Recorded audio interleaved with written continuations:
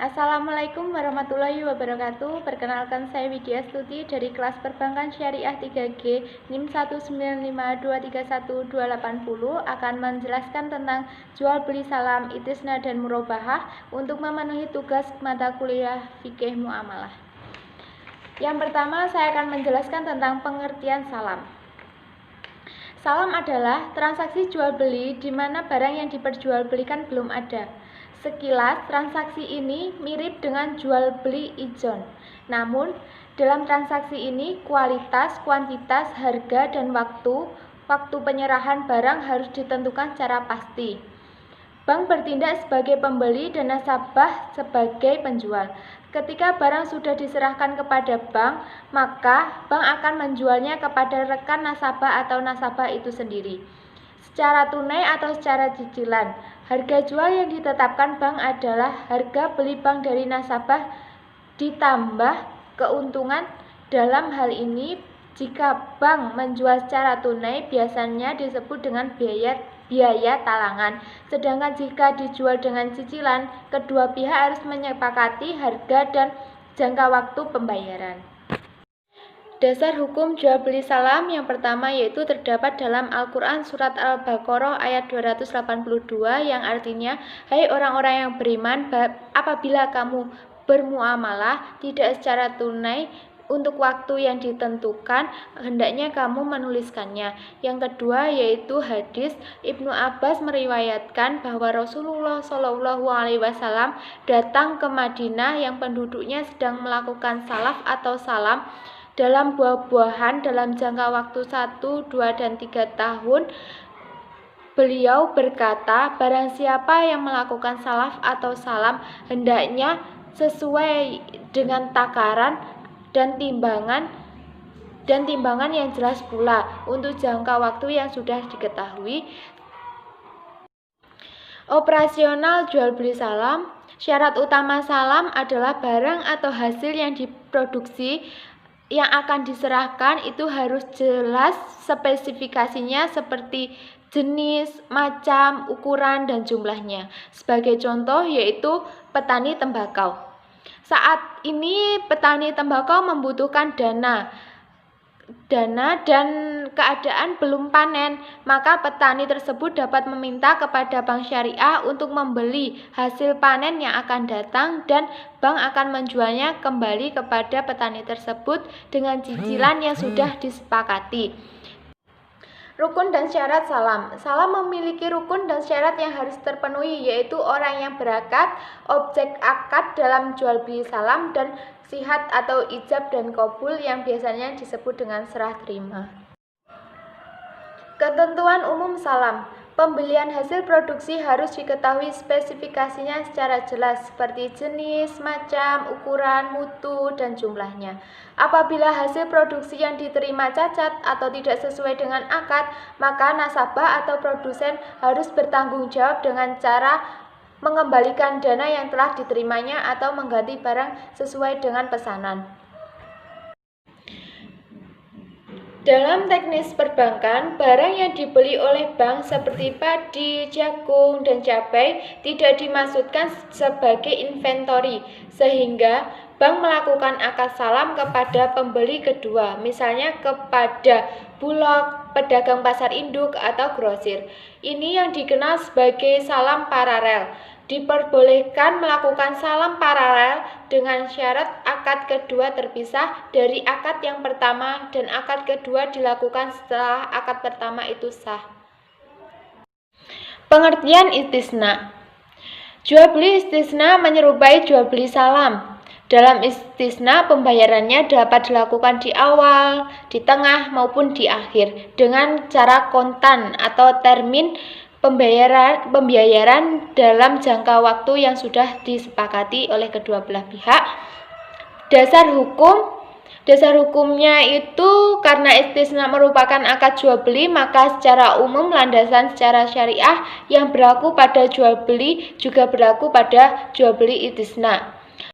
Operasional istisna. Syarat utama istisna adalah sama dengan pembiayaan salam, yakni spesifikasi barang yang ditentukan harus jelas.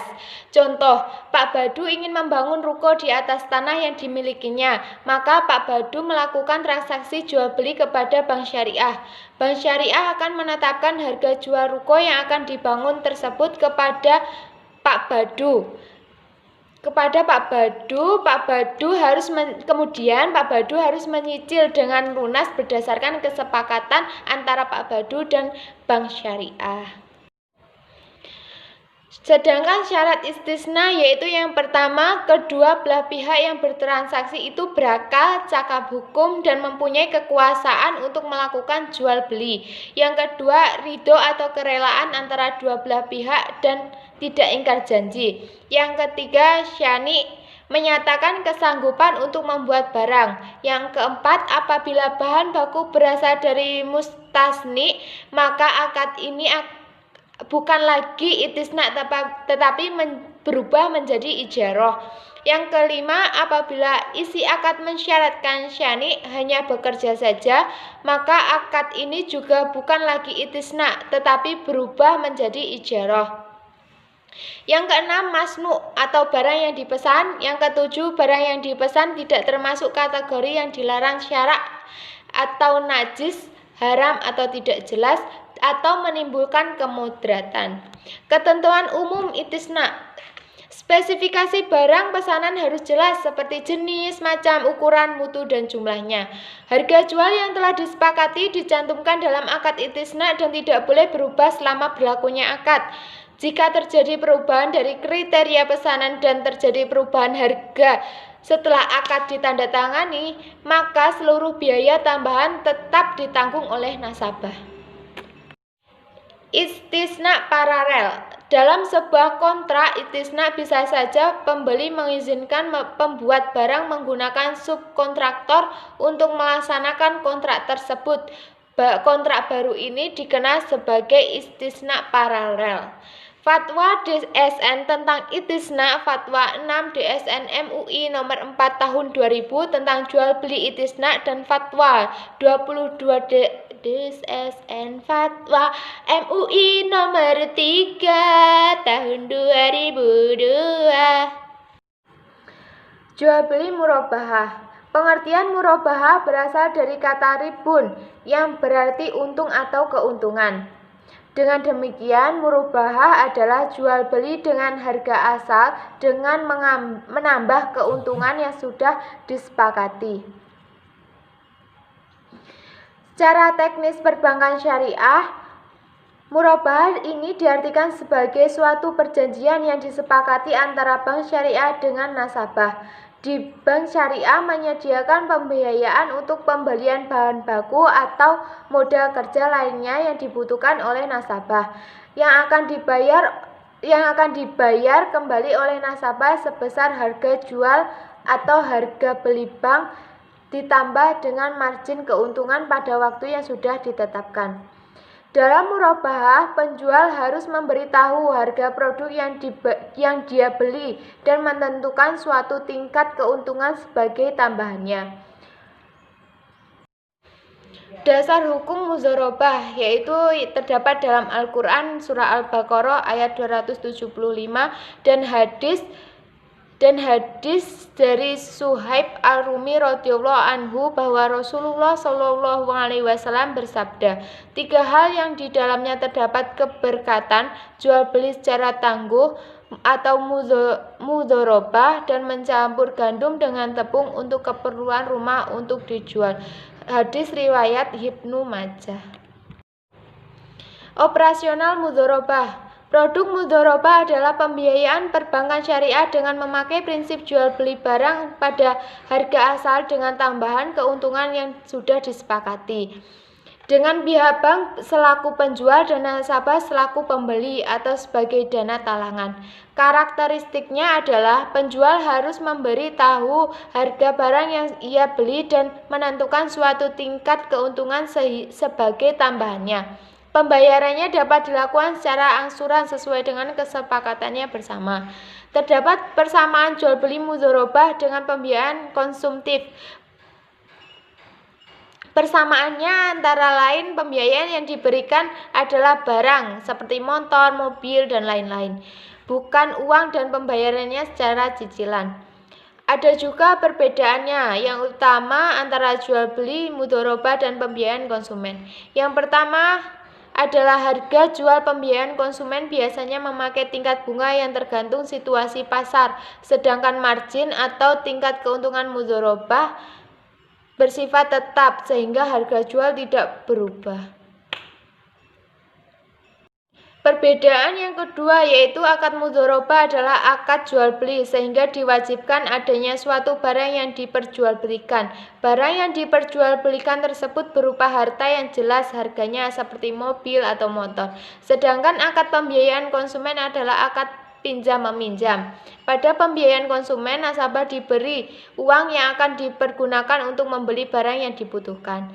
Yang ketiga yaitu dalam hal utang nasabah. Dalam jual beli mudharabah, utang nasabah adalah besar harga jual. Rukun mudharabah. Yang pertama, pihak yang berakad, yaitu ada penjual dan pembeli. Yang kedua, objek yang diakadkan, yaitu seperti barang yang diperjualbelikan dan harga. Yang ketiga, sihat atau ijab dan qabul. Yang pertama itu serah atau ijab, yang kedua terima atau qabul. Syarat mudharabah yang pertama, Bank Islam memberitahu biaya modal kepada nasabah. Yang kedua, kontrak pertama harus sah. Yang ketiga, kontrak harus bebas dari riba. Yang keempat, Bank Islam harus menjelaskan setiap cacat yang terjadi sesudah pembelian dan harus membuka semua hal yang berhubungan dengan cacat. Yang kelima, Bank Islam harus membuka semua ukuran yang berlaku, baik itu harga pembelian, misalnya jika pembelian dilakukan secara hutang. Jika syarat dalam 1, 4, atau 5 tidak dipenuhi, maka pembelian memiliki pilihan, yaitu yang pertama melanjutkan pembelian seperti apa adanya, yang kedua kembali kepada penjual dan menyatakan ketidaksetujuannya, yang ketiga yaitu pembatalan kontrak. Selanjutnya, penerapan mudharabah dalam lembaga keuangan syariah. Cara operasi bank syariah hakikatnya sama saja dengan bank konvensional, yang berbeda hanya dalam masalah bunga dan praktek lainnya yang menurut syariat Islam tidak dibenarkan. Produk dalam bank syariah yaitu pembiayaan dengan margin atau murabahah. Dalam produk ini terjadi transaksi antara pembeli atau nasabah dan penjual atau bank. Bank dalam hal ini membelikan barang yang dibutuhkan oleh nasabah atau nasabah yang menentukan spesifikasinya dan menjualnya kepada nasabah dengan harga plus keuntungan. Secara umum, nasabah pada perbankan syariah mengajukan permohonan pembelian suatu barang, di mana barang tersebut akan dilunasi oleh pihak bank syariah kepada penjual. Sementara nasabah bank syariah melunasi pembiayaan bank tersebut kepada bank syariah dengan menambah sejumlah margin kepada pihak bank sesuai dengan kesepakatan yang terdapat pada perjanjian murabahah yang telah disepakati sebelumnya antara nasabah dengan bank syariah.